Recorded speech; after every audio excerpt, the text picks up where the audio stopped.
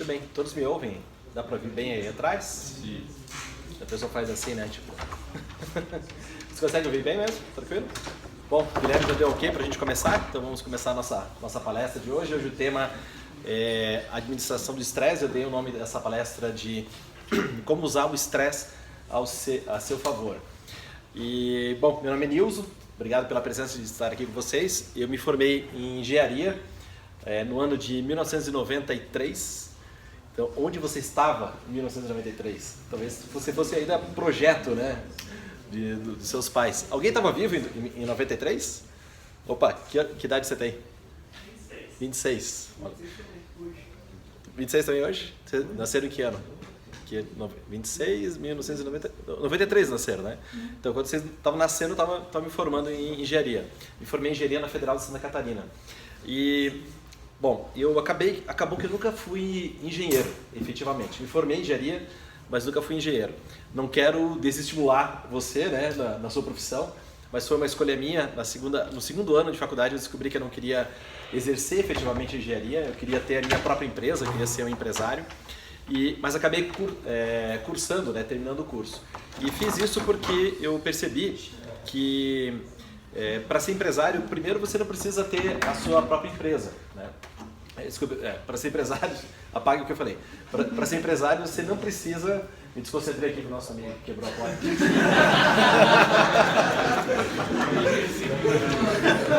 Foi um negócio tão feio aí que até me desconcentrei, né? Abrir a porta aqui, quebra a porta. Tá nervoso, cara? Tá estressado? Tem que gerir o estresse. Só que pra isso. Opa, então espero que apareça que ajude, então, né? Bom, então voltando, né? Eu decidi concluir a engenharia porque eu percebi que para ser empresário, para ter a sua empresa, você não precisa, na realidade, ter formação nenhuma. E você aprende a ter a sua empresa, você vai aprendendo no dia a dia. Você vai errando, dando cabeçada, vai cometendo uma série de erros até que você vai achando o caminho e aí a sua empresa começa a dar certo. Mas eu me formei, então eu fiz o programa de trainee de uma grande empresa de alimentos. Trabalhei 7 a 8 anos dentro dessa grande empresa de alimentos. Não exercendo a engenharia, mas na área executiva da empresa, né, como membro da administração da empresa. E eu sempre estava com essa ideia de ter a minha própria empresa, de ser empresário e tudo mais. E aí, no ano 2000, eu abri minha empresa, que é uma empresa de consultoria, que ensina jovens adultos, né, executivos, estudantes e também empresários a terem mais qualidade de vida e aumentarem sua performance e administrarem melhor o estresse. Então, no ano que vem, minha empresa vai fazer 20 anos. Ter uma empresa que dura 20 anos no Brasil é um ato de heroísmo. Não sei se alguém aqui de vocês tem empresa ou os pais têm empresa, mas é realmente um desafio você ter uma empresa durante tanto tempo. E principalmente, né, pelo nosso cenário econômico, que é muito louco, né? Cada mês ou cada 6 meses vai mudando as coisas, a gente vai tendo que se adaptar no meio do período. E a minha tarefa hoje aqui com vocês é trazer alguns conhecimentos que provavelmente vocês não vão ver no seu dia a dia, né, na faculdade de vocês. Eu sempre quis ter conteúdos, enquanto eu fazia faculdade, que estavam ligados a coisas que iam me ajudar a ter mais sucesso na minha carreira profissional. E eu sempre busquei isso durante a universidade. E o meu objetivo hoje, aqui como um ex-estudante, um ex-universitário e alguém que tem empresa, é trazer alguns conteúdos que vão impactar aí positivamente para vocês reduzirem ou lidarem melhor com o estresse. Eu vou dar um pouco de contexto aqui nessa palestra, eu vou falar para vocês algumas coisas e aí depois eu vou abrir para perguntas e respostas e é nesse momento das perguntas e respostas que eu acredito que a gente agrega bastante valor, que a gente agrega bastante coisa bem prática para o dia a dia de vocês. Combinado? Então, por favor, na hora que eu falar para fazer pergunta, não fique quieto, né? Senão daí fica assim, né? Eu fico aqui, né, achando que o tema não foi legal. Então me ajude aí, vai pensando algumas perguntas para a gente emplacar um bate-papo bem legal depois. Combinado? Beleza. Bom, dependendo onde e a forma como for usado, o estresse pode ser bom ou ruim. O estresse, essencialmente, ele não é ruim. Se a gente tem uma quantidade ideal de estresse, a gente consegue produzir. Se a gente tem pouco estresse, a gente não produz. Se a gente tem estresse demais, a gente usa aquele termo, né? Estou estressado. E aí, quando você está estressado, você acaba não produzindo, não tem clareza mental e não tem tanto foco para alcançar os seus objetivos. Vocês sabem a origem do termo estresse? Alguém sabe? Ninguém sabe a origem do termo estresse, mas dentro da engenharia vocês já viram o termo estresse. Já viram mecânica de materiais ou uma matéria parecida? O professor não fala lá em estresse, né? Estresse de materiais. Você vai estressar o material até o ponto de ruptura ou qualquer outra coisa semelhante. Então, quando a parte da psicologia, da parte do comportamento começou a estudar, ela pegou emprestado o termo estresse da engenharia, né, que está ligado à resistência de materiais, para levar esse mesmo conceito para a área humana. Então, o estresse, ele é um termo que originalmente não existia na área da psicologia nem do comportamento humano. É um termo mais recente. O termo estresse já vem de um tempo muito mais antigo, que vem dentro do próprio estudo da área de materiais. E você sabe o diamante, o que ele é feito? Você tem ideia? Carbono, né? E o que é? Na verdade, carvão, entre aspas, uma pedra, entre aspas, que foi submetida a muita pressão e virou um diamante. Então, quando a gente pensa no estresse sobre essa ótica, né, quando você sente que você está num nível de pressão, quando você está com bastante responsabilidade, quando você está com bastante coisa para fazer, você está modelando o seu material para se tornar um diamante. O que seria esse diamante? Você ser uma pessoa feliz, ser uma pessoa bem-sucedida, uma pessoa que alcança as suas metas. Então, o primeiro ponto que eu quero falar para vocês é não pensar no estresse como uma coisa ruim. Quando você falar assim, eu estou estressado, tente reverter e colocar um significado positivo nisso e ver como que você pode lidar lidar de uma maneira mais efetiva com o estresse para ter mais resultado. Então, lembre sempre do que o diamante é feito e a pressão que ele teve que sofrer para virar uma pedra que é ultra valiosa, que é super valiosa. Então pense sempre nessa maneira. O estresse, quando é demasiado, né, pode gerar um caso de infarto, AVC, né, que são aqueles efeitos do estresse. O estresse, ele não é uma doença, não é uma infecção por bactéria ou por vírus, não é nada que é físico, ele é uma somatização de efeitos, uma somatização da nossa talvez incapacidade de suportar aquela pressão que a gente está passando naquele momento. Então, se você não cuidar do estresse, vai ter efeitos negativos. O estresse não vai te matar de cara. Não é porque você está passando um semestre ou um ano ou a faculdade meio estressado, com muita coisa para fazer, que você vai morrer de imediato por isso. Isso vai te matando aos poucos. Mas se você souber a implodir o estresse, a lidar melhor com ele, você vai conseguir ter um efeito muito mais positivo, né, em termos de produtividade. Alguém está no último ano, está para se formar? Aqui ainda não. Está no último, já está para se formar. E eu lembro que no meu último ano de faculdade, que foi no ano de 1992, eu estava hiper estressado. Eu estava assim num nível assim que, cara, eu não me aguentava de tanta coisa que eu tinha que fazer. Eu saía geralmente às 6h30, 7 da manhã de casa e voltava perto das 11 da noite. Eu tinha, além da faculdade, além do trabalho de conclusão de curso, a gente tinha montado uma empresa júnior, que foi a primeira empresa júnior da Federal de Santa Catarina. Não existia nenhuma, a gente fez a primeira lá, em 1990, a fundação foi em 1990. Aí tinha a questão da comissão de formatura, tinha um monte de coisa rolando, e tinha a bolsa do CNPq também, estava concluindo o projeto de pesquisa, então tinha muita coisa rolando. E no final assim, da faculdade eu estava num nível assim que, cara, eu falei, nossa, eu preciso ficar acho que uns 5 anos sem fazer nada para me recuperar desse nível de estresse.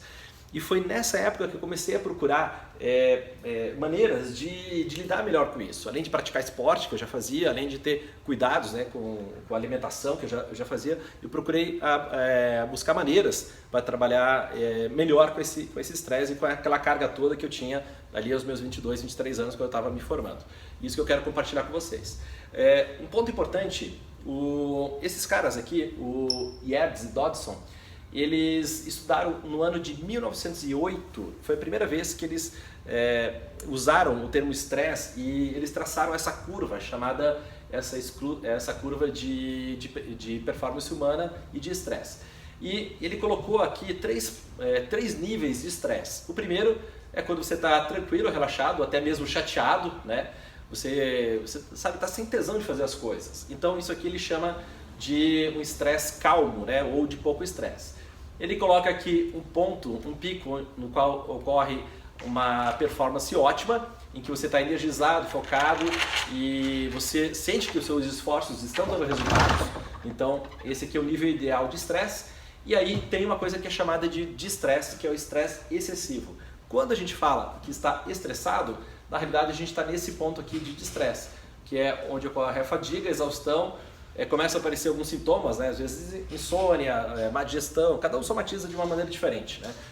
A pessoa fica um pouco irritada, fica meio, né, sem energia para fazer as coisas, mas se você insistir aqui em ficar nesse ponto de estresse, você vai chegar a um ponto que tem uma quebra e é uma coisa que se chama burnout, o burnout é quando você tem uma quebra, né, ou quando o burnout vem do termo, né, de queimar até o fim, né? É como se fosse um palito de fósforo que queimou até o fim. Aí nesse momento você já não consegue fazer mais nada. Ocorre as síndromes de pânico e outros fatores, né, mais graves que fazem com que você fique travado e não consiga produzir.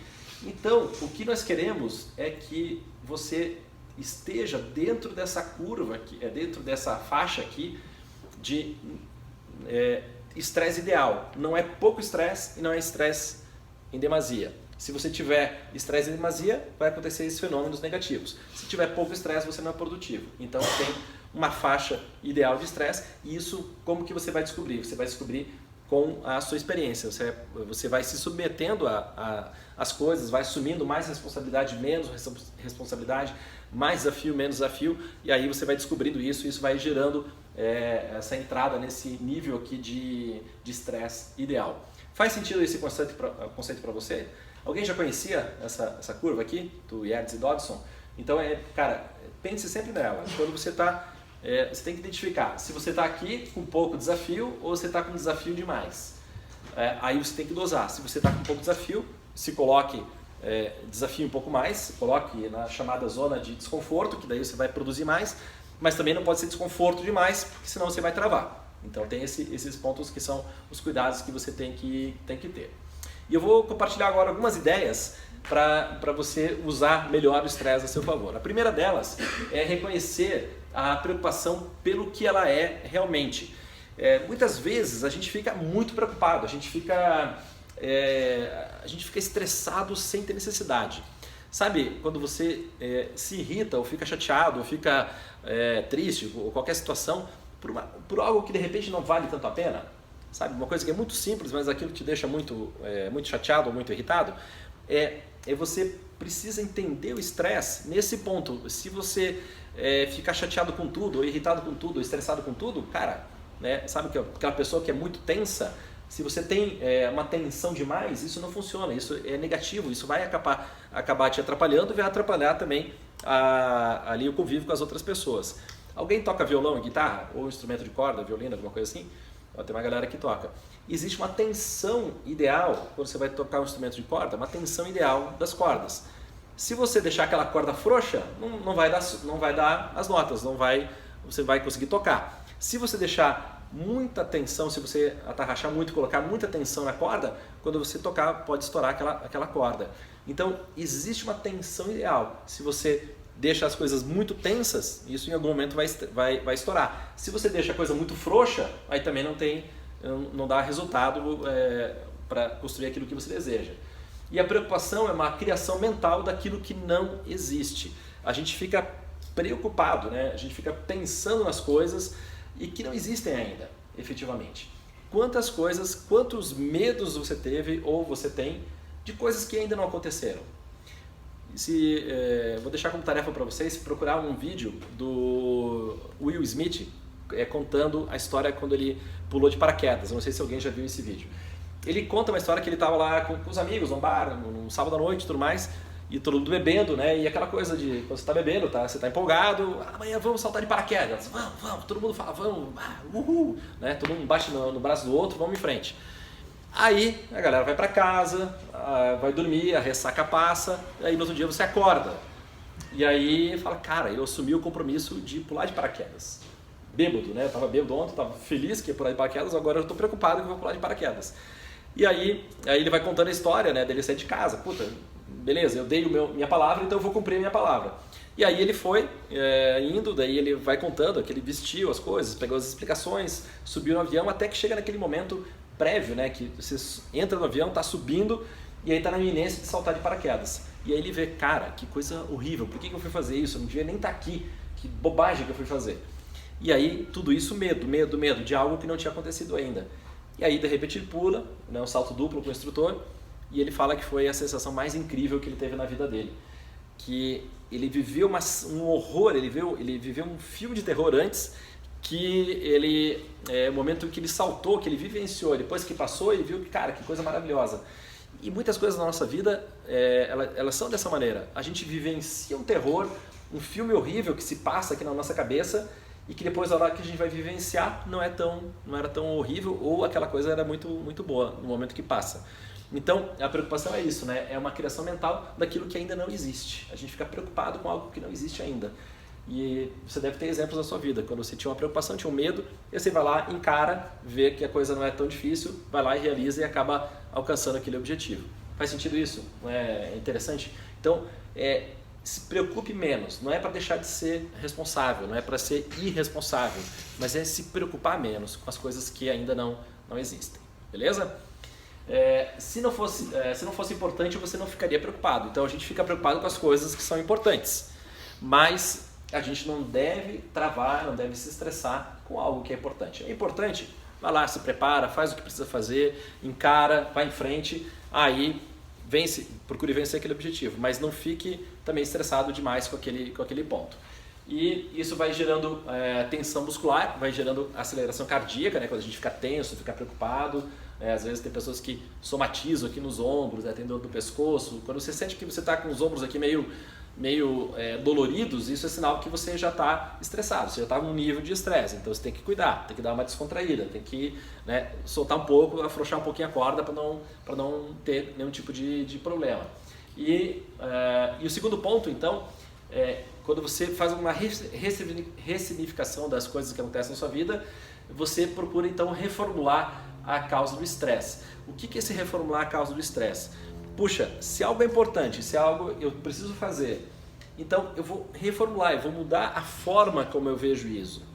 Eu vou mudar a ótica pela qual eu estou observando aquele problema ou aquela situação ou aquilo que eu tenho que resolver. Então, se você muda isso, se você vai mudando a sua forma, aquilo que é uma coisa muito ruim passa a ser uma coisa muito boa. Então, depende muito da forma, a forma que você vê.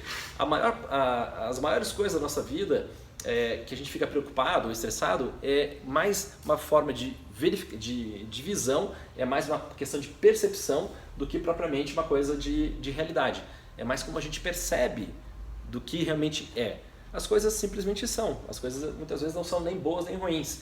Mas se a gente vê com um lado ruim, pelo lado ruim, aquilo é ruim. Se você vê como uma coisa boa, aquilo é uma coisa boa. Então se você muda essa percepção, você fica menos estressado também. E a nossa mente funciona muito melhor quando a gente foca no positivo. Então tem lá uma situação que você tem que encarar, você tem que resolver, um problema, alguma coisa. Se você foca naquilo como uma oportunidade, você vai transformar aquilo numa oportunidade e você vai ganhar com aquilo. Se você encara aquilo como um problema, como uma coisa negativa, aquilo vai te atrapalhar e vai te deixar, vai te impedir, né, de alcançar aquilo que você deseja. E a gente vai procurando dessa maneira transformar a ameaça em desafio. Nós temos a tendência de ver os problemas como ameaças, mas quando a gente faz uma transmutação, a gente muda da ameaça para o desafio, aquilo fica muito mais fácil de resolver. Faz sentido isso, galera? Então, importante essa visão, hein, de transformar a ameaça em desafio. Outro ponto, é importante você focar naquilo que você pode controlar. Não fique focando naquilo que você não pode controlar. Então, eu vou dar alguns exemplos de alguns alunos meus. Temos aqui, tem a Manu, que é uma chefe de cozinha aqui de Curitiba, Manu Bufara, o Galide Osman, que é piloto da Stock Car, e o Marcel, que está aqui, que é engenheiro de uma equipe da Stock Cars. Os três são meus alunos. O Galide já treina comigo há 5 anos, o Marcel há 2 anos e pouquinho e a Manu há quase 3 anos. E são pessoas que eles têm muito sucesso nas suas carreiras. São pessoas que... O Marcel até se formou em engenharia mecânica aqui em Curitiba, aqui na Federal, aqui do Paraná. Só não sei o ano, ele tem uns 28 anos, 29 mais ou menos. Eu não sei o ano que ele se formou. O Galide, ele se formou em engenharia também, engenharia civil também. Mas lá em São Paulo, só que eu não sei a faculdade que ele fez. Bom, os três, eles são muito bem sucedidos nas suas carreiras. E o que define o sucesso deles, nas carreiras deles, muitas vezes são coisas que eles podem controlar, mas tem coisas que eles não podem controlar.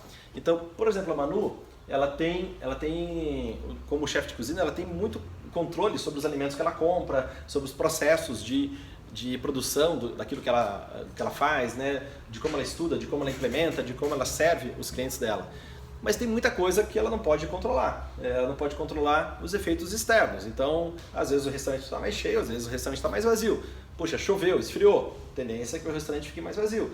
Está um clima melhor, está um clima mais, né, mais gostoso, mais quente. O restaurante enche mais. Então tem uma série de coisas que influencia o movimento do restaurante. Ela não pode influenciar a cabeça dos críticos gastronômicos, ela pode fazer um bom trabalho, mas agora, como os críticos gastronômicos encaram o trabalho dela, isso depende muito das pessoas que estão avaliando. Então são coisas que não adianta ela ficar estressada com o que os jornalistas estão pensando, ela tem que pensar naquilo que ela pode fazer, naquilo que ela pode resolver. E ela agora, no final do ano, ela está abrindo um restaurante em Nova York. Então, é um motivo de orgulho muito importante para nós aqui de Curitiba, porque uma chefe brasileira, ela está sendo reconhecida mundialmente. Ela é muito conhecida fora do país. Ela e o Alex Atala, que é outro grande chefe do Brasil, que provavelmente vocês conhecem, o Alex Atala. Então ela tem esse fator, o Alex é um cara já muito reconhecido, e o Alex abriu as portas, abriu o caminho para ela. E o outro fator importante é porque ela é uma mulher, e o meio dos chefes é muito masculino, é muito patriarcal, e ela está abrindo um caminho de reconhecimento e de sucesso para as mulheres, que é um exemplo incrível. Então tem esse fator. Chefe brasileiro tendo sucesso fora do Brasil, abrindo um restaurante em Nova York, e também pelo fato de ser mulher, que é um fator muito difícil dentro dessa carreira, e ela conseguiu e está inspirando várias mulheres a seguirem o caminho dela. Outro fator também, Galide, né, piloto, então automobilismo. Não sei se alguém aqui pretende trabalhar com automobilismo, não sei se alguém tem essa ideia. Cruel, hein? Cruel trabalhar com automobilismo, principalmente porque, por exemplo, assim, nesse final de semana eu estava lá em São Paulo, na corrida do milhão da Stock Car, em Interlagos, e o Galide estava indo bem, cara, fura o pneu. E eu vou fazer o quê? Então você está indo lá para ficar entre os 8, 10 melhores colocados na prova, e você termina aquela prova em 24º, que furou o pneu. Então, às vezes o Rubinho Barrichello, que também corre na Stock Car, ele não terminou a prova, estourou a bomba de óleo. Então, são coisas que acontecem. Então, o automobilismo é muito cruel. Então, para quem trabalha com automobilismo, tem que saber que é muito difícil você ter um resultado. E são coisas que você não tem controle. Você tem controle sobre o seu treinamento, sobre a sua mentalidade, sobre a sua cabeça, sobre a sua forma de guiar, sobre a estratégia que você está tendo. O Marcelo é super estrategista. Esse aqui é o Ricardinho Maurício, ele é piloto, né? Ele não pratica, mas esse ano ele foi o ganhador da corrida do milhão, nesse ano. Então a equipe dele, ele e a equipe ganharam 1 milhão. E o Meinha é o pai do Marcel. Ele é o maior vencedor da Stock Car. Ele é dono da equipe, né? Ele começou como mecânico e ele foi crescendo, e hoje ele tem 2 equipes, e de 10 corridas do milhão que já teve, ele já ganhou 6 corridas do milhão. E de 40 campeonatos, que já esse ano está fazendo, a categoria faz 40 anos, de 40 anos ele ganhou 11 campeonatos. Então é o maior vencedor em termos de campeonatos, né, da Stock Car de todos os tempos, o Meinha.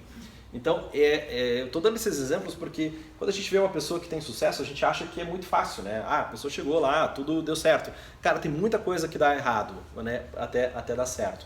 E aqueles que vencem são aqueles que persistem. São aqueles que insistem naquilo que querem fazer até dar certo. Então, o sucesso ele é mais uma questão de persistência do que muitas vezes capacidade. Capacidade e talento são importantes, sim, mas você precisa entender que precisa muito esforço para alcançar aquilo que você deseja. E dentro dessa questão da zona de preocupação, existe a chamada zona de influência, né, na qual você é ator, onde você crê e tem a influência na sua realidade. E tem aquela chamada zona de preocupação, que são coisas que não dependem de você. Então, quando você está dentro da sua zona de influência, você é um ator, você está liderando o processo da sua vida. Mas quando você está colocando a culpa em coisas externas, você está se tornando uma vítima. Então, puxa, eu não fui bem na prova, porque o professor deu questões muito difíceis. É o comportamento de vítima. Né? Se você está bem preparado, se você está dentro da sua zona de influência, se você se dedicou, se você estudou, cara, a prova pode ser ferrada, pode ser difícil. Mas você estudou, você se preparou, você foi o senhor ou a senhora ali das coisas que você tinha que fazer. Isso vai te deixar muito menos estressado. Se você chega na hora de um exame, de uma prova, de um trabalho, você está estressado, está preocupado, é porque você não está preparado. Então, é legal ter essa noção de quanto mais preparado você está, mais resultado você vai dar e mais tranquilo você vai ficar e menos estressado vai ficar também. Faz sentido isso, essa relação? Então, existe aqui, pegando aquele gráfico lá do Yates e Dodson que eu falei no início, existe aqui essa areazinha verde, aquela área sem estresse, que é aquela área calma que eles classificaram, né? Que é a zona fácil. Aí o estresse ideal é essa zona amarela, né? A zona do desafio, a área do desafio. E aí aquele de estresse, que é aquele estresse excessivo, é a chamada zona de frustração, que é quando daí você fica frustrado ou até você não consegue atuar. Então é muito importante ter esse conhecimento de onde você está, de onde você está atuando dentro da sua vida, das coisas que você está fazendo. Uma quarta ideia, é legal você ter uma rede de apoio com relação às coisas que você faz. E o que é essa rede de apoio? São pessoas com as quais você pode compartilhar as suas ideias, pessoas de confiança. Então pode ser aqueles amigos mais próximos, pode ser o pai, a mãe, pode ser o namorado ou a namorada, sabe? Aquelas pessoas que são mais próximas, pessoas nas quais você pode confiar. Se você tem uma rede de apoio, você pode falar as suas preocupações, pode falar as coisas que você está passando, e isso vai fazer com que você sinta menos estresse também. Um tempo atrás, eu passei por uma situação muito complicada na minha empresa. Como eu falei, né? Ter uma empresa durante 20 anos no Brasil é um desafio. E mais ou menos uns 5 anos eu passei uma situação de quase falência, quase que a gente fechou a empresa naquele período. E era uma época que eu falei assim, cara, a gente vai fechar, vamos declarar a falência e pronto, vamos fechar as portas e é isso aí. E o que me salvou foi a minha rede de apoio, porque eu comecei a conversar com aquelas pessoas de confiança. E muitos dos meus amigos, das pessoas às quais eu consultei, esses conhecidos, eles falaram, Nilson, o seu problema é difícil de resolver, mas cara, eu já vi problemas muito mais difíceis que esses serem resolvidos. Para mim, na minha vida, era o problema mais difícil que eu tinha para resolver na minha vida. Mas para aquelas pessoas que eu conversei, era um problema relativamente simples. Então, para mim era difícil, eu estava olhando de dentro. Mas quando pessoas de fora analisaram, eles me ajudaram, eles deram ideias e fizeram eu ter ideias positivas a partir dali. Então, pronto, foi um momento difícil, claro, não deixou de ser difícil por isso, mas eu tive mais clareza para tomar a decisão e saber o que fazer a partir dali. E aí, pronto, a empresa sobreviveu e estamos aqui até hoje. Você pode até não usar essa rede de apoio, mas é reconfortante saber que ela existe. É reconfortante você saber que tem pessoas que você pode confiar, que tem pessoas que você pode contar, que você pode desabafar, que você pode trocar ideias, que você pode fazer, digamos, contar ali algumas ideias, as pessoas vão te falar, muitas vezes não vão te dar uma solução, mas vão ouvir. Isso é reconfortante em termos emocionais. É importante a gente ter essa rede de apoio à nossa volta. E a quinta ideia, exponha-se a situações nas quais o estresse é gerenciável. Então, se você quer se aprimorar como pessoa, como indivíduo, aumentar aquela zona de influência, né? Ser uma pessoa que tem mais domínio sobre as coisas que você faz, é interessante você se colocar em situações que são difíceis, mas que você consegue gerenciar bem. Quando eu era criança, mais ou menos eu tinha uns 7, 8 anos, eu fazia aula de tênis de mesa. E o meu professor falou assim, falava assim para toda a meninada, falava assim, para você ser campeão do mundo, primeiro você tem que ser o campeão aqui da nossa escolinha. Aí você é o campeão da nossa escolinha, você é o campeão da sua rua. Aí depois você é campeão do seu bairro, campeão da sua cidade, campeão do seu estado, campeão do seu país e depois você é o campeão do mundo. Então você vai... Não adiantava naquela época, né, uma criança pensar, não, você é campeão do mundo já, né? Tem etapas a serem percorridas, tem um caminho a ser percorrido. E quando a gente tem um caminho a ser percorrido, fica muito mais fácil. Você vai gerenciando aquele estresse e é por isso que a gente vê atletas de alto desempenho, como eu falei, fazendo resultados incríveis. Não é porque eles de cara já fizeram aquelas coisas incríveis, é porque eles foram se expondo gradativamente, né? Os meninos que eu falei ali, foi campeão de kart, né? Foi campeão, né, na categoria, foi crescendo, até que chegou nos pontos mais elevados. Mesma coisa a Manu. Manu, para chegar onde ela chegou, para abrir um restaurante em Nova York, cara, ela acordou muitas vezes às 4, 5 da manhã para ir comprar coisa, para trabalhar em restaurante que não era dela, para ter restaurante, fechar, né? E daí até que o restaurante dela deu certo. Então tem muita relação quando a gente tudo tem um preço. Para você alcançar o seu objetivo, tem um preço a pagar. Tem muita relação. Não existe esse negócio de você alcançar o objetivo e não pagar o preço. E você tem que estar disposto a pagar o preço para alcançar aquilo que você deseja. Beleza? Então, relembrando aqui, antes de a gente entrar nas perguntas e respostas, pense no estresse como um indicador daquilo que você está sentindo. Foque também na tarefa ao invés da emoção. Procure ser mais racional com relação às coisas que você faz, menos emotivo. Quanto menos emotivo você for, não é que não é para ter emoção, né? Mas quanto menos emotivo você for, mais resultado você vai ter. O estresse, ele não é para sempre, não é uma coisa que vai te levar a vida toda. As coisas passam, os problemas passam, as turbulências passam, os momentos difíceis passam. E também não tenha ilusão, né? Hoje você é estudante, mas não tenha ilusão de que quando você se formar, tiver um trabalho ou tiver sua empresa, o que for, não pense que você vai ficar mais tranquilo e não vai se estressar e que você vai trabalhar menos. Pelo contrário, quanto mais eu avanço na minha carreira, quanto mais sucesso eu tenho, mais trabalho eu tenho, mais responsabilidades eu tenho. Então, entenda dessa maneira que não existe almoço grátis, né? Não existe sucesso sem você pagar o preço para construir aquilo que você deseja. E não se preocupe com as coisas que ficam fora da sua zona de controle. Se você está se preocupando com coisas que são fora da sua zona de influência, cara, você vai ficar estressado sem necessidade e você não vai ser ator ali da sua vida. E outra coisa também, evite conviver com pessoas negativas. Se você está se esforçando muito para alcançar um objetivo, para alcançar uma meta, e você está pensando em desistir, não é porque muitas vezes você tá cansado daquilo, é porque você está ouvindo pessoas que estão falando para você desistir. Então, se você quer fazer alguma coisa na sua vida, se você quer alcançar um objetivo, ao invés de parar de fazer o que você quer fazer, comece a ouvir pessoas diferentes. Comece a ouvir pessoas que estão te incentivando, ao invés de pessoas que estão te colocando para baixo. Às vezes a gente desiste das coisas porque as pessoas falam, cara, desista, isso é muito difícil. Mas você não acha que é difícil. Mas você dá o ouvido a outra pessoa e você deixa de fazer aquilo que você quer.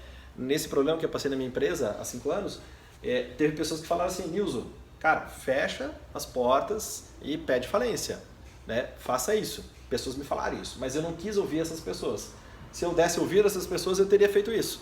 Mas eu ouvi outras pessoas que falaram, cara, é fácil de resolver, vamos lá, faça isso, depois isso, vamos resolver aqui, pense nisso, veja o que você pode fazer aqui, e a gente conseguiu resolver a situação. Então, a minha empresa continuou, não é porque eu era extremamente capacitado, mas é porque eu ouvi as pessoas que estavam me incentivando e não as pessoas que estavam me colocando para baixo. Bacana? E sempre pense que você tem uma vida só. E se você tem uma vida, você precisa fazer jus a essa vida. Eu não sei se você sabia que tem uma vida só, né? Você sabia que essa vida que você está vivendo é essa aí, não vai ter outra depois, assim, depois eu vou resolver. Quanto antes você resolver as coisas que você tiver, quanto antes você caminhar para ser uma pessoa feliz, uma pessoa realizada, que está fazendo o que gosta, mais feliz e mais realizado você vai ser. Se você deixar isso para depois, deixar as decisões para depois, deixar essas coisas que você tem que resolver para mais tarde, você nunca vai resolver isso. Você vai empurrando com a barriga e aí você não vai construir a vida que você deseja. E se você não construir a vida que você deseja, você vai sentir estresse. Um dos principais pontos de arrependimento das pessoas que estão em idade avançada no leito de morte é que essas pessoas falam o seguinte, cara, eu queria ter vivido outra vida, não queria ter vivido a que os outros queriam que eu vivesse, eu queria ter vivido a vida que eu queria viver. E imagine você chegar ao final da sua vida, você sabe que você vai morrer, você está com uma doença, você está em idade avançada, não dá mais para voltar, né? Não tem mais como rebobinar a vida e voltar e viver outra coisa. Então, quanto antes você tomar as rédeas e ser o ator ou a atriz da sua vida, mais resultado você vai ter, mais felicidade você vai ter e não vai chegar lá na vida com essa sensação de arrependimento de ter vivido outra coisa que não aquilo que você queria viver. Beleza, galera? Bom, dei um pouco de contexto aqui para vocês, espero que vocês tenham gostado e vamos passar agora para perguntas e respostas. Vamos lá. O que eu posso contribuir aí para você?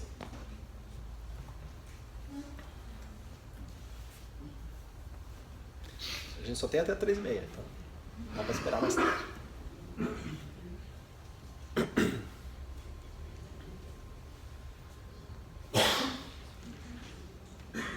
Que engenheiros tímidos.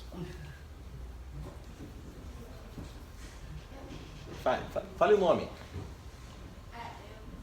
Eliana. Eliana, fala, Eliana. Em que momento foi mais difícil, assim, organizar, não sei se é isso, lidar com o estresse? Foi antes da faculdade, tipo, depois da faculdade, na sua vida profissional? Sempre é difícil, o momento atual sempre é mais difícil para mim. Por quê? Porque eu sempre procuro me colocar numa ascendente. Então eu procuro colocar numa forma que eu estou indo em direção aos meus objetivos. Então, hoje eu olho assim para trás, aquele período que eu falei da faculdade, né? Lá em 92, que foi meu ano mais estressante em termos de faculdade, né? Porque tinha muitas tarefas. Naquele momento, era o momento mais difícil da minha vida, mas eu passei por situações muito mais complicadas que aquela. Então, aquela olhando em perspectiva, aquela situação, cara, hoje eu, nossa, ia me divertir horrores fazendo aquilo. Era muito simples, né? Então, sempre quando a gente está, por isso que eu falo, sempre que a gente está vivendo, aquilo é o mais importante pra gente, porque a gente ainda a gente não tem conhecimento, a gente ainda não tem maturidade, a gente não tem experiência. Então, aquela situação que você está vivendo naquele momento é a mais difícil que tem para resolver, né? Então, mesmo olhando esse caso agora de 5 anos atrás, a minha empresa, naquela época eu falei, cara, né, vou fechar tudo, vou virar andarilho, vou morar na rua. Sério, pensei que isso ia acontecer na minha vida. Falei, cara, vou virar mendigo, né? Vou ser um desses aí que estão pedindo coisas na porta da padaria. Mas naquele momento era a coisa mais difícil para mim. Hoje, aquela situação já resolveria de uma maneira muito mais fácil, muito mais simples, né? Consegui resolver, mas resolveria de maneira muito mais fácil. Por quê? Porque hoje eu tenho 5 anos a mais de experiência. Eu já passei por aquela situação, me tornei um diamante, né? Aquela pressão me tornou um diamante, me tornou mais valioso. Então, com aquela situação eu lidaria de uma maneira mais diferente. Agora, situações que vão acontecer na minha vida vão ser situações mais difíceis que essas, provavelmente, né? Porque eu estou me colocando sempre numa situação de crescimento, de evolução, sempre desafiando, de coisas, de metas mais ousadas, né? Metas mais difíceis. O que mais? Falei o nome. Meu nome é Lucas. Eu queria saber o seguinte, cara. Como que você fez para gerir? Você desenvolveu uma metodologia para saber onde era o teu pico de estresse? Porque o estresse é como um copo cheio, basta uma gota para transbordar. Uhum. Então, é uma linha. E como que você conseguia viver a hora de tomar decisão e tudo mais, tá sempre em cima dessa linha? Porque é um limite mesmo. Uhum. Do estresse para você ficar irritado ou para você começar a soltar os cachorros todo mundo, falta, tipo, muito pouco. Uhum. As relações humanas, elas sempre estão na iminência de uma catástrofe, né? Isso. A gente é belicoso por natureza, né? Uhum. Se a gente não fosse assim, a gente não teria guerra, né? Acontece guerra aqui, guerra ali, guerra... Hoje a guerra não é tanto física como foi as grandes guerras, né? As guerras mundiais que nós tivemos, ou guerras anteriores. Temos guerras acontecendo no mundo ainda, mas hoje é uma guerra mais ideológica, ela é uma guerra mais comercial, né? Então, cultural, então tem essas coisas todas que estão acontecendo. Que não necessariamente pessoas estão morrendo, hoje nós temos mais mortes por, digamos, assassinato, né? Homicídios e por acidentes do trânsito no Brasil, no mundo todo, desculpe, do que por guerras, né? Hoje morre mais gente por excesso de comida do que por falta de comida, morre mais gente por estresse do que gente em guerra.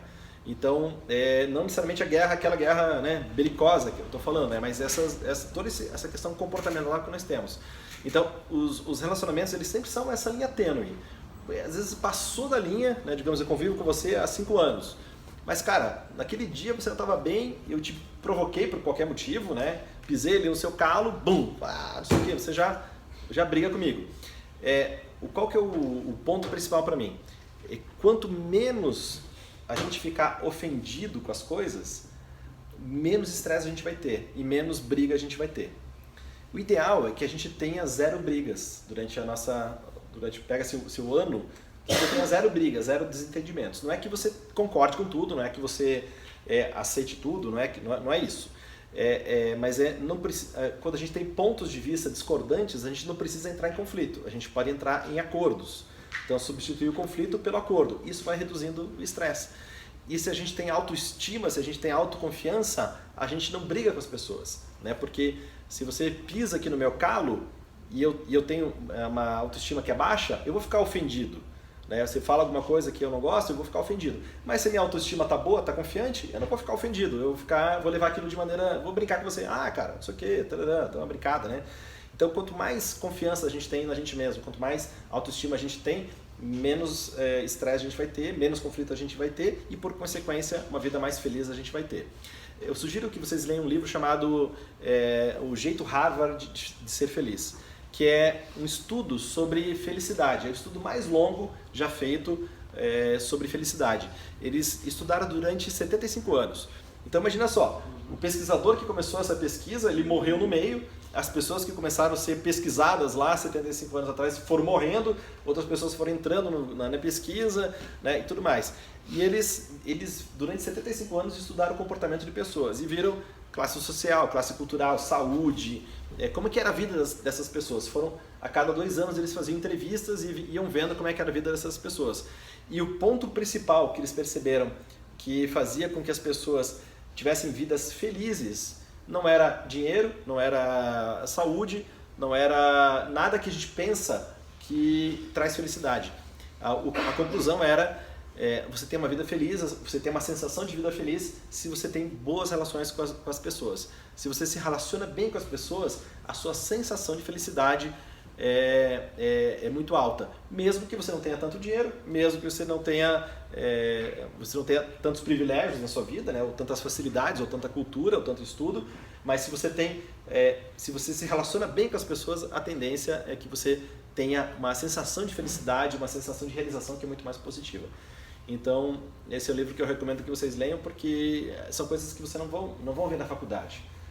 A gente não aprende boas relações na faculdade, a gente não tem treinamento para isso, né? A gente não aprende gestão de estresse na faculdade, a gente não aprende gestão financeira, que é outra coisa importantíssima para a nossa vida, e a gente não aprende na faculdade, né? Então, cabe a cada um ir atrás disso. Você precisa ir atrás de saber lidar com o seu dinheiro, saber fazer investimentos, saber ganhar mais dinheiro, saber se relacionar com as pessoas, cuidar da sua saúde, cuidar da sua alimentação. Quanto mais você for atrás disso, dessas matérias que a princípio elas são satélites ao seu curso, mas essas matérias elas são as mais importantes. Por que são as mais importantes? Porque os hard skills, que é o que vocês estão aprendendo na faculdade, isso hoje é commodity, né? Hoje é muito facilmente, ele pode ser aprendido muito facilmente, está muito acessível esse conhecimento. Quando eu comecei a fazer faculdade, já era acessível.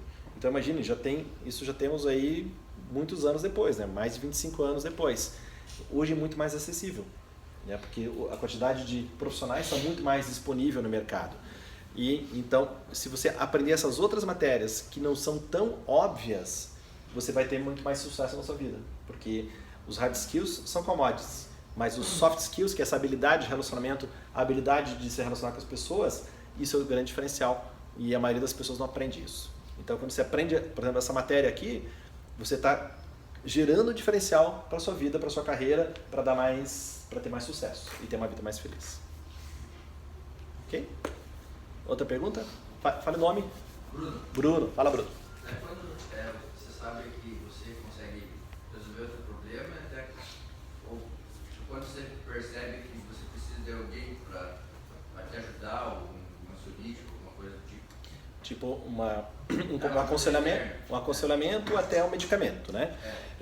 Sim, os dois sempre são válidos. Por exemplo, assim, sempre acredite que você tem que consultar outras pessoas. Então, quando eu falei daquela rede de apoio, é legal você ir montando a sua rede de apoio, porque pode ser que você nunca precise. Mas aquilo que eu falei, é reconfortante saber que você tem aquela rede de apoio, né? Que são essas pessoas de confiança. Então, sim, é importante você ir atrás. Agora, quando você, está numa situação, naquela curva inicial que eu falei, já passou ali do estresse, né? Já está, sei lá, com síndrome de pânico, sei lá, coisas que são típicas do estresse excessivo. Aí sim, é bom procurar um médico, né? Aí, tipo assim, você não está conseguindo mais lidar com aquela situação. Então precisa procurar a ajuda profissional, que pode ser terapia, né? Ou pode ser o próprio psiquiatra. Então eu sou a favor disso, né? Eu sou a favor de você trabalhar com a prevenção para não entrar nesse estado. Mas se está nesse estado, procure ajuda. Não fique buscando ser o mais forte de tudo, porque muitas vezes tem situações que a gente não consegue lidar. E eu já tive pessoas à minha volta que estavam em situações que não conseguiam lidar e é muito, muito triste. Então, quando procuro ajuda, a gente tem que ter humildade, né? Acho que esse é o ponto principal. Nesse período que eu estava da minha empresa, que eu falei 5 anos, eu procurei ajuda psicológica. Eu procurei uma psicóloga, cara, que me ajudou demais. Se eu não tivesse aquela ajuda, aquela orientação ali, eu teria pirado, né? Então, tinha aquelas pessoas que eu conversei, mas tinha uma profissional, uma psicóloga que estava me ajudando e eventualmente eu faço consultas regulares depois daquilo, né? Para sempre manter a cabeça organizada. Então precisa procurar ajuda. Se sentir que precisa procurar, não pense, vá lá e procure, né? Se você está sentindo necessidade, procure ajuda.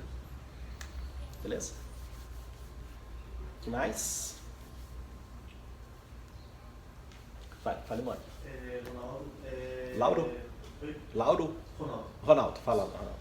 Não sei se você, com toda essa experiência, você acabou desenvolvendo alguma metodologia, se ainda é meio empírico, isso tipo. Sim, tem uma metodologia. A quantidade de, às vezes, projetos, coisas que você pega, tipo, saindo da zona de conforto, às vezes pode correr o risco de pegar coisas demais e sair além disso. Tipo, não sei se você... Sim. O que acontece? Cada um tem o seu volume. Eu trabalho das 7 da manhã, às vezes das 6 da manhã até 10 da noite, todos os dias.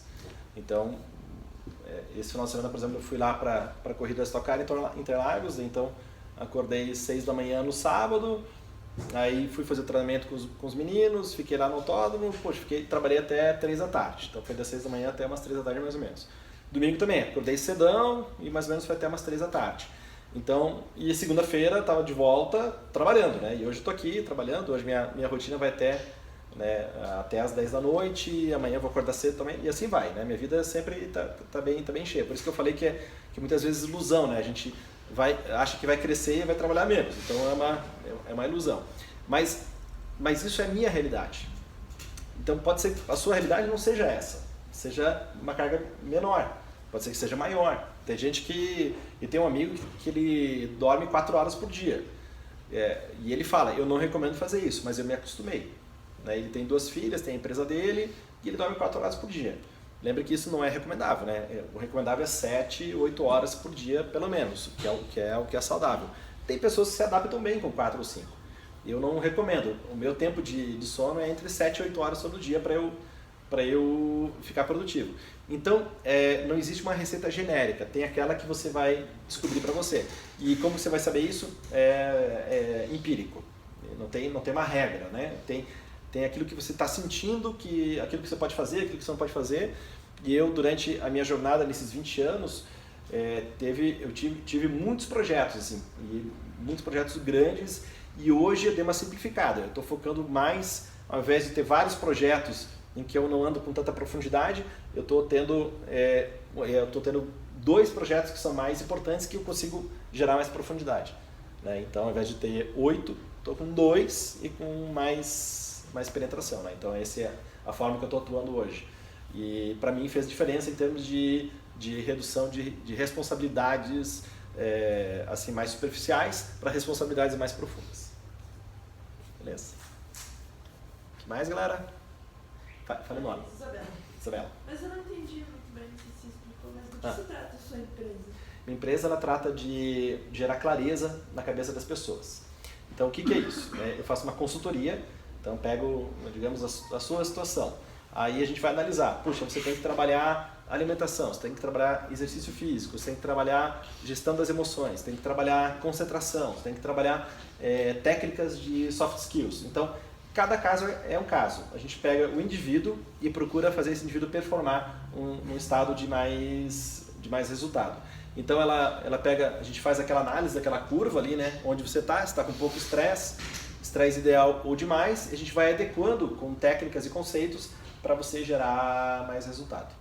Então esse é um resumo do que a gente faz.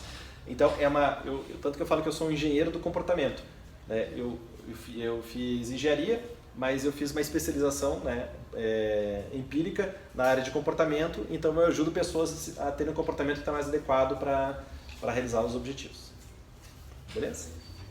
Aí qualquer coisa dá para entrar no meu site, acompanhar no Instagram e também acompanhar meu podcast também, que daí tem bastante conteúdo lá que eu publico diariamente. Essa palestra vai para lá também depois, tá? Última pergunta para a gente terminar aqui, que estamos quase no horário. Fale, qual é o teu nome? Eu sou o Vinícius. Fala, Vinícius. Você falou bastante sobre preocupação ou frustração quando você almeja um objetivo. Mas o que acontece quando alguém não tem esse objetivo tão claro assim? Normal, perfeitamente normal. Porque a gente nunca a gente não é estimulado a pensar sobre o nosso propósito, o nosso objetivo, nossa meta. A gente não tem esse estímulo, né? O sistema educacional, como ele é montado hoje, ele é um sistema educacional que você entra e você passa por ele e você é meio que uma engrenagem daquilo que já existe. Mas aquele estímulo de pensamento, cara, que impacto que você quer gerar? O que você quer contribuir para as demais pessoas? O que vai te fazer feliz? A gente não pensa sobre isso, a gente não tem esse estímulo para pensar sobre isso. Então é normal a gente estar aí com 18, 19, 20 e poucos anos não pensar sobre o objetivo que quer. Quando eu estava na faculdade também não tinha clareza que eu ia fazer isso que eu ia fazer hoje. O que eu sabia é que eu queria ter minha empresa e que eu queria impactar a vida de pessoas para as pessoas digamos, elas viverem melhor. É isso que eu queria saber, mas eu não sabia o que eu ia fazer. Aí eu fui amadurecendo durante o processo, eu fui fazendo treinamentos, eu fui tendo experiências, eu fui trabalhando em coisas, eu fui convivendo com pessoas, aí eu fui ligando os pontos até que eu cheguei no meu modelo atual de trabalho de consultoria. Mas é uma coisa que eu não sabia como era, né? Isso eu não sabia há 25 anos atrás ou há 30 anos atrás. Eu fui construindo esse objetivo durante o processo. Então, daí se você quiser saber um pouco mais, eu tenho bastante conteúdo publicado no meu YouTube, nos podcasts, que falam sobre isso, sobre busca de propósito, sobre visão, sobre essas coisas de vida, de metas, aí pode te ajudar um pouco mais, tá? Mas não fique preocupado por não saber onde você quer chegar, porque é normal a gente não saber isso. Na idade de vocês, o que eu recomendo? Vocês têm que experimentar coisas. Cara, eu não sei o que eu quero fazer na minha vida, então você tem que experimentar coisas. Digamos que você só come arroz com feijão e batata frita todos os dias. Você vai ter uma vida saudável se você comer arroz, feijão e batata frita todos os dias? Provavelmente não, né? Você vai precisar comer outras coisas também. Mas como é que você vai saber que você gosta de outras coisas? Você tem que experimentar. Você tem que experimentar um brócolis, você vai ter que comer ovo, não sei o quê. Você vai experimentar as coisas que são diferentes.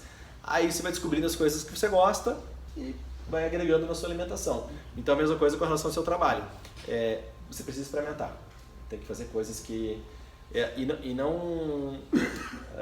não se culpem assim, eu tenho 20 e poucos anos e eu não tenho eu não tenho uma empresa de $1 milhão, eu não tenho $1 milhão na minha conta. Cara, isso é ilusão. Poucas pessoas conseguem fazer isso. Se você, até os 30 anos, você se formou com 23, 24 anos, 22... Se até os 30 anos você não sabe exatamente o que você quer fazer da vida, se você só fez merda até os 30 anos, você só vai ter 30 anos ainda. É muito cedo, é muito pouco. A gente acha que aos 30 anos a gente tem que estar com a vida resolvida. Não é assim. Na prática não é assim. Quanto mais você experimentar, agora na faculdade, você provar coisas, depois que você se formar, experimentar coisas diferentes, se colocar em situações diferentes, aí mais certeza você vai ter do que você vai fazer, aí vai ficar mais fácil de alcançar aquilo que você deseja. Beleza? Faz sentido?